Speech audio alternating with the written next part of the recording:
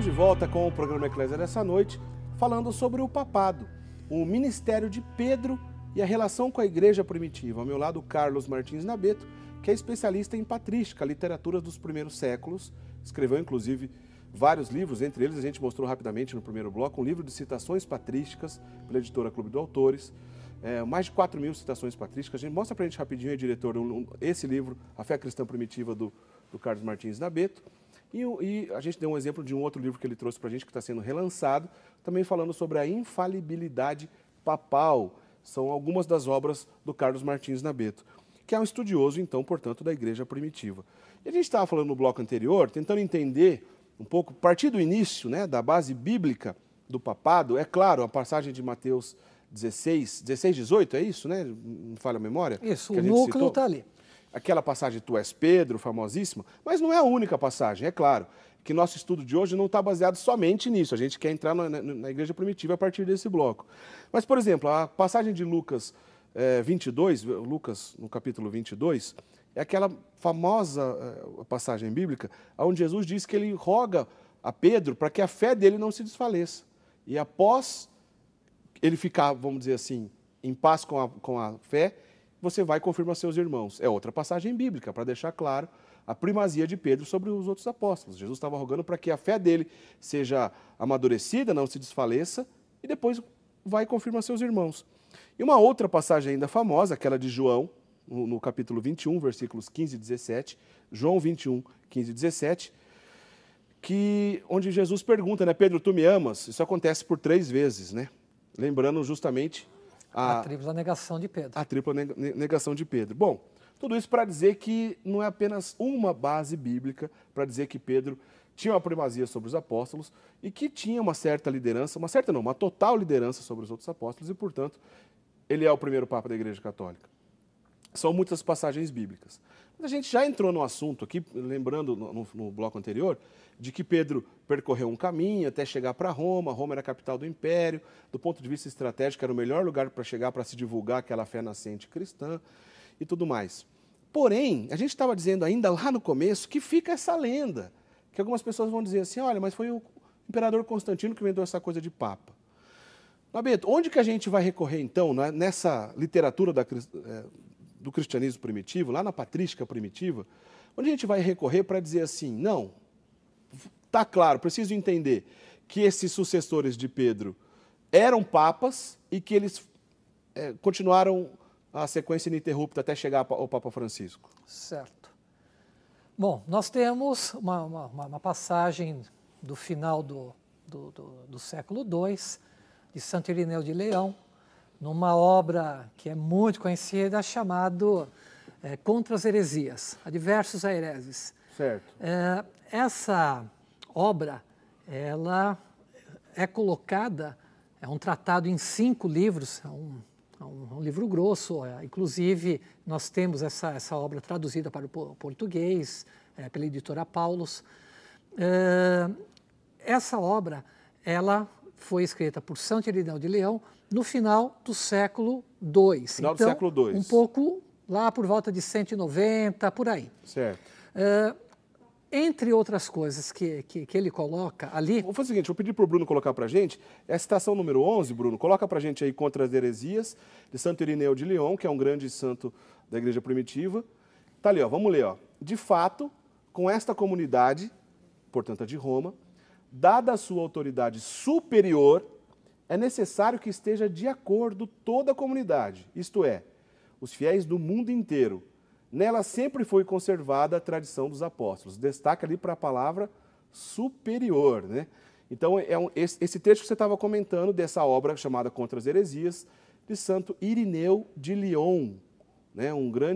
Talvez um dos principais nomes da patrísticas, né? Exatamente. E a importância dele é justamente por ser uma obra anterior a Constantino, bem anterior a Constantino, praticamente um século antes.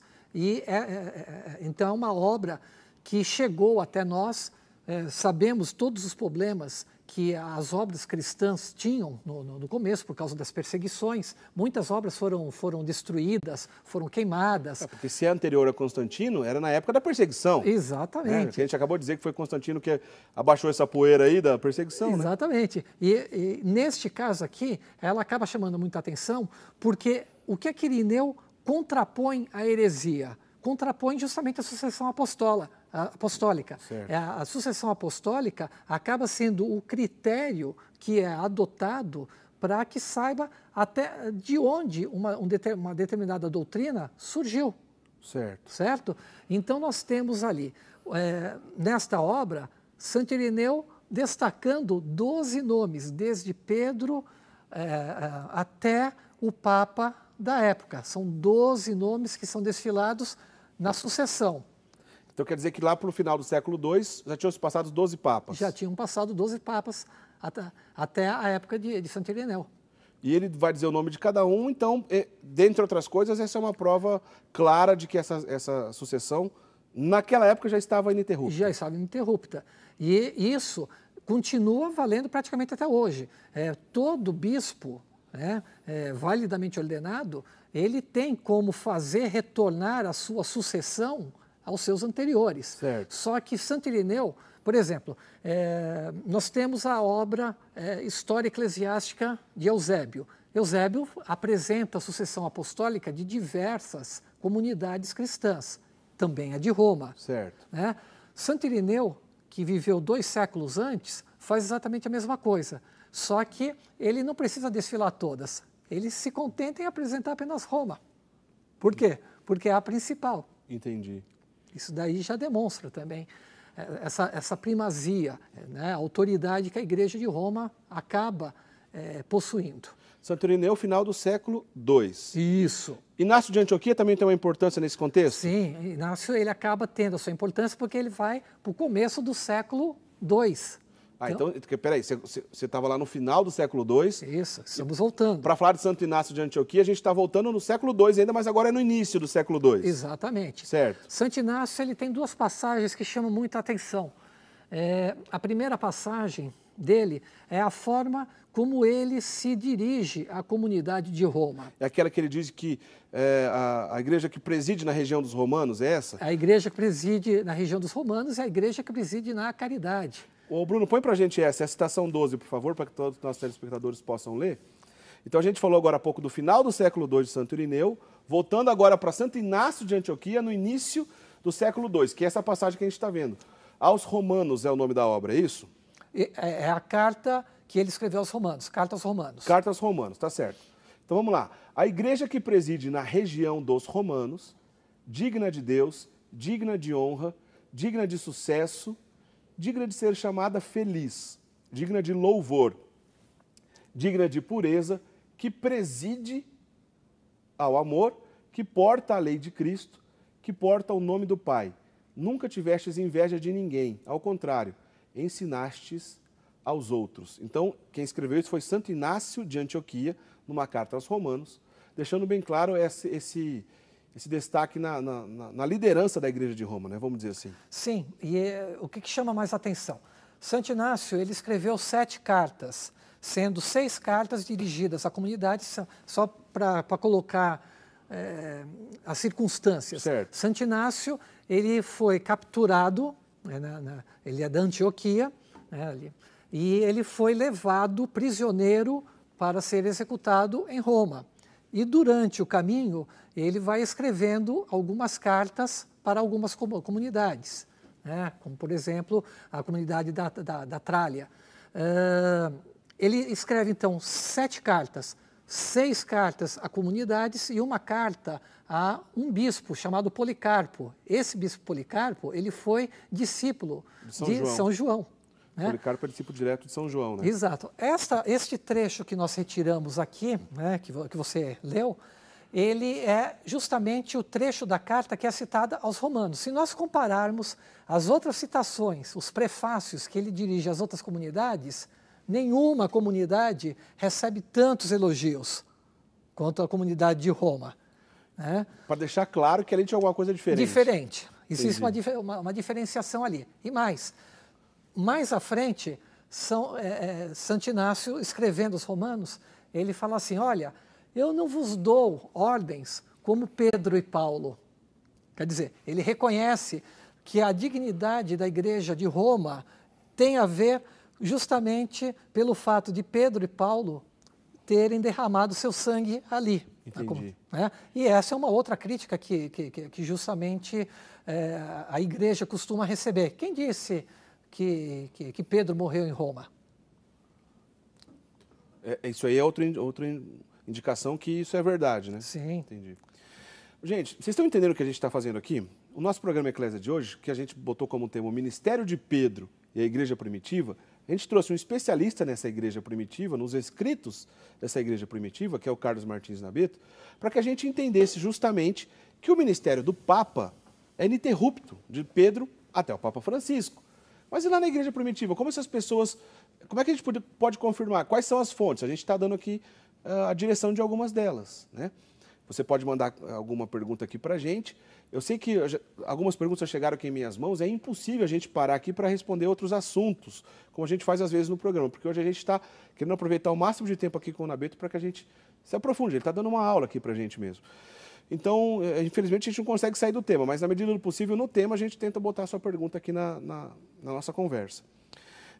Bom, então a gente citou Santo Irineu de Lyon, mostrando essa primazia de Pedro no final do século II, voltamos um pouquinho agora no início do século II, tudo isso antes de Constantino. Então, para aquelas pessoas que ficam defendendo essa ideia ou essa mentira de que foi Constantino que inventou o papado, a gente acabou de mostrar pelo menos duas fontes que derrubam essa ideia, né? No final do século II, no início do século II. Mas e no século I? Daria para a gente voltar para o século I? Tem alguém já no século I escrevendo de maneira clara de que o ministério de Pedro, o papado, estava presente lá no século I? Nós podemos apontar a primeira carta aos Coríntios, escrita por Clemente de Roma. Quando a gente fala a primeira carta aos Coríntios, a gente vem Paulo na cabeça. Você não está falando da Bíblia, não, né? Não. Estamos falando de uma carta que foi escrita no finalzinho do século I, por um bispo de Roma, certo, chamado Clemente. Provavelmente seja o Clemente que é citado por Paulo em uma das cartas dele, provavelmente seja. Peraí, só um minutinho. Clemente era papa. Clemente era papa. Na lista ele era o quarto papa? Quarto papa. Pedro, depois Lino, Anacleto e Clemente. Esses quatro aí a gente decora porque a gente veio rápido em muitas listas. Então, Pedro, Lino, Anacleto e Clemente. Você está falando de uma carta do quarto papa? Exatamente. Essa carta ela foi dirigida à comunidade de Corinto. Certo. A comunidade de Corinto, o São Paulo apresenta muito bem, né? É uma comunidade em que reina a divisão. Certo. As pessoas lá dizem que uns são de Paulo, outros são de Pedro, outros são de Apolo. E Paulo, quando escreve as suas cartas aos Coríntios, ele chama atenção para essas divisões que estão ocorrendo ali. E o que nós vemos? Nessa carta que Clemente escreve aos Coríntios, no final do século I, ele está falando de um problema que está ocorrendo ali, justamente o quê? Divisão. Está novamente havendo uma divisão na comunidade de Corinto. Algumas pessoas destituíram por conta própria as autoridades eclesiásticas. O Papa Clemente, ele manda uma carta aos coríntios e nessa carta ele não faz apenas uma simples exortação para a volta à unidade. Ele também fala que aquele grupo devem reter o seu ensinamento, né, o ensinamento de Clemente, e que a ordem seja restabelecida. Vamos fazer o seguinte, vamos ver essa citação. Vamos. Então, é número 14, Bruno, põe pra gente, que ele diz ali, ó, que inclusive no final ele vai dizer que o pecado e o perigo não é pequeno. Essa citação, não é pequeno, né? Vamos lá, então, essa citação, que é do quarto Papa da Igreja, São Clemente, ele escreveu aos Coríntios, porque a gente está vendo a citação embaixo ali, lembrando que é Clemente aos Coríntios, não Paulo aos Coríntios, né? Então, vamos lá. Vós, portanto, que fostes a causa da rebelião, sede submissos aos vossos presbíteros, e aceitai com contrição a correção. Se, porém, alguns não obedecerem ao que por nosso intermédio ele, ou seja, Cristo, fez, saibam que se envolverão em pecado e perigo não pequeno. Quer dizer, é uma carta de autoridade, né, Nabeto? É uma carta de autoridade que chama mais a atenção da autoridade pelo fato de ter sido escrita no final do século I. E no final do século I existia um apóstolo vivo, que era João. Ah, São João não tinha morrido ainda? Não. E São João está mais próximo até, de certa maneira, de Corinto. Né? Então, quem é que vai intervir dentro da comunidade de Corinto? Não é o apóstolo São João. Era Clemente que era papa. Bom, São João escreveu provavelmente o Apocalipse por volta do ano 100. Isso, né? bem no finalzinho. Morreu certamente pouco tempo depois disso, né? Porque ele já era de idade avançada. Já se considerava o ancião. Já se considerava um ancião, isso mesmo. Isso. Na época, então, do quarto Papa, que era São Clemente, como você bem disse, se tinha um apóstolo de Cristo vivo ali do lado, por que não foram recorrer a ele, que era o último apóstolo que estava ali vivo? Foram recorrer a quem? A Clemente, que era Papa, já era o quarto Papa na sucessão de Pedro. Isso, eu acho que só esse fato já deixa muito claro da primazia desse bispo de Roma. Porque se era alguém que era para ter, vamos dizer assim, moral e autoridade, era o apóstolo Pedro, o apóstolo João, que estava ali. E é bonito ver, então, que a igreja já respeitava essa figura do sucessor de Pedro, sendo Papa Clemente IV, e ele dizendo, olha, se não respeitar a nossa autoridade, ou seja, a minha, a coisa pode ficar ruim para vocês, hein? E aí, é interessante que essa carta ela foi enviada para Corinto com três, digamos que, legados do Papa. Né? Essas três pessoas, elas não apenas iriam fazer a entrega da carta à comunidade de Corinto, como também deveriam trazer a resposta da comunidade de Corinto. Certo. Né? E chama a atenção que, no final, em meados do século II, um bispo de Corinto, né, Dionísio de Corinto, certo. ele escreve para o Papa da época e ele fala assim, olha, nós estamos lendo a sua carta, a carta do Papa da época, né, aqui no domingo. Isso já demonstra uma grande... Você lembra qual era o Papa da época? Era... Sótero. Sótero, exatamente. Né?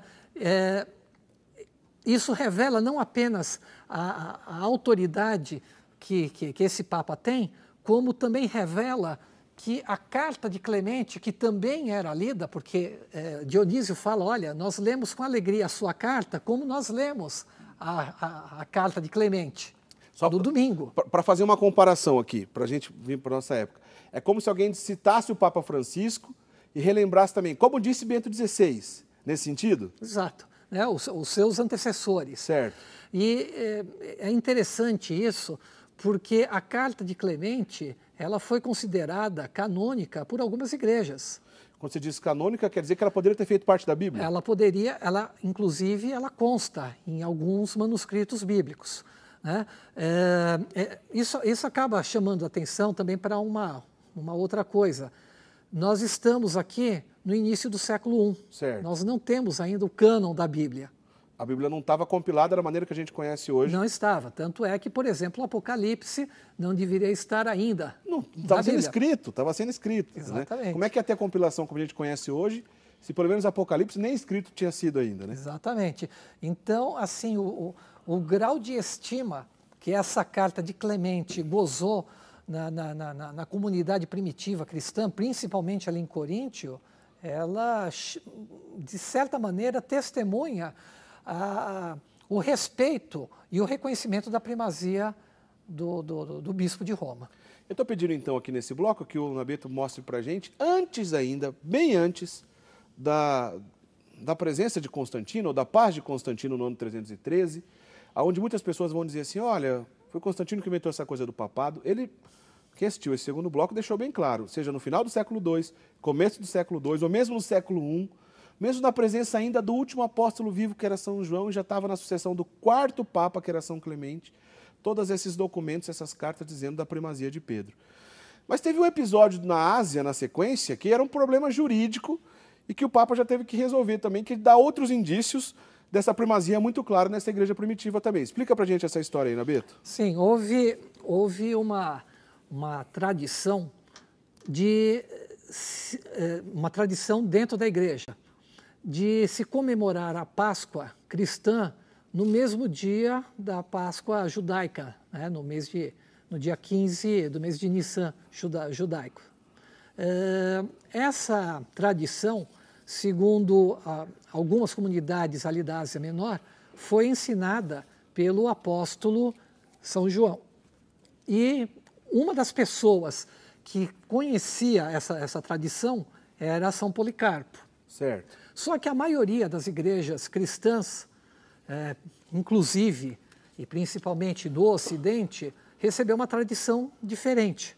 Recebeu a tradição de comemorar no domingo seguinte. Certo. E aí ficava aquela dupla disciplina. E aqui nós estamos falando, então, de uma questão de disciplina, nós estamos falando de uma questão de doutrina. Certo. A doutrina é uma questão de autoridade, é uma questão de imutabilidade. Quando você diz disciplina, a gente pode dizer também de costume? Sim, podemos agregar os costumes aí também. Certo. E chama atenção o fato do bispo de Roma, da época de São Policarpo, querer unificar a comemoração, já que estamos falando de cristãos, estamos falando de judeus que comemoravam no dia 14. Vamos tentar unificar. Essas igrejas que tinham recebido essa tradição direta do apóstolo João, não quiseram aceitar, digamos que, o novo costume para elas. Não era um novo costume para a maioria das igrejas. E Policarpo se dirigiu a Roma, conversou.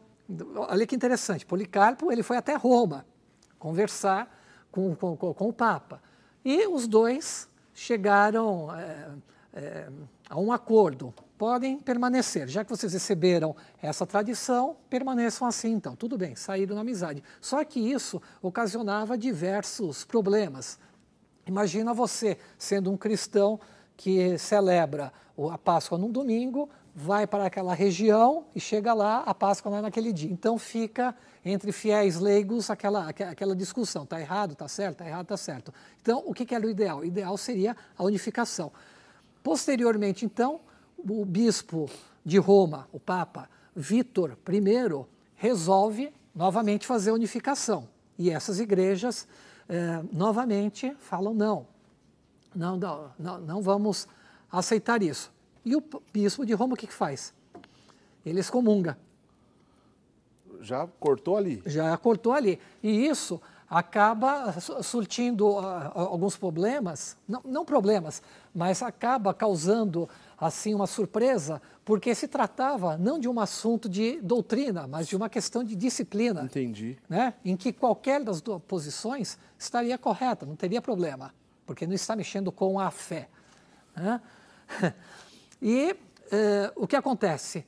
O Papa ele mantém ali a celebração ao domingo. Depois, quando é realizada o concílio de Nicéia, mais para frente... 325. Isso, a questão é novamente levantada. E o concílio de Nicéia ele é presidido por dois enviados do Papa. Qual é a decisão que o concílio toma? Que a celebração será feita no domingo seguinte. Certo. Ou seja, a posição romana. Mais uma vez, a primazia de Pedro, clara, e da Igreja de Roma. Muito bem.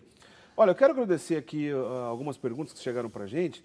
Nosso telespectador José Rodrigues dos Santos de Pedreira, a Karen Júnior de Leme, a Maria Prado, não está dizendo aqui de que cidade a Maria Prado o Wagner de São Luís do Maranhão, também, deixa eu ver quem mais aqui, o Francisco Tavares de Brejo da Cruz, na Paraíba, o Iron Soares, que é de Belo Jardim, Pernambuco, entre outras perguntas. São perguntas bem legais, mas que infelizmente, a gente vai conseguir responder as perguntas de vocês hoje. Não significa que a gente não pode voltar nos assuntos que vocês estão levantando aqui para a gente.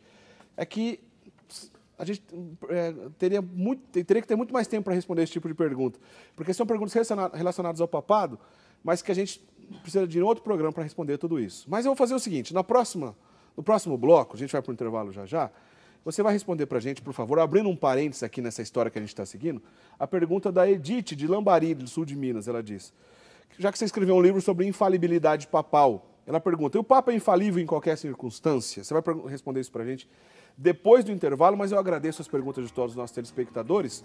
O Padre Guido, que está de férias, ele combinou o seguinte com a gente, olha, mesmo de férias, por e-mail eu vou responder tudo que eu conseguir. Então, tudo que chegou por e-mail, ele vai responder essas perguntas aqui para vocês, tá certo? Eu sei que está chegando mais outras perguntas, já eu dou uma olhadinha, e tem condições da gente falar rapidinho no próximo bloco.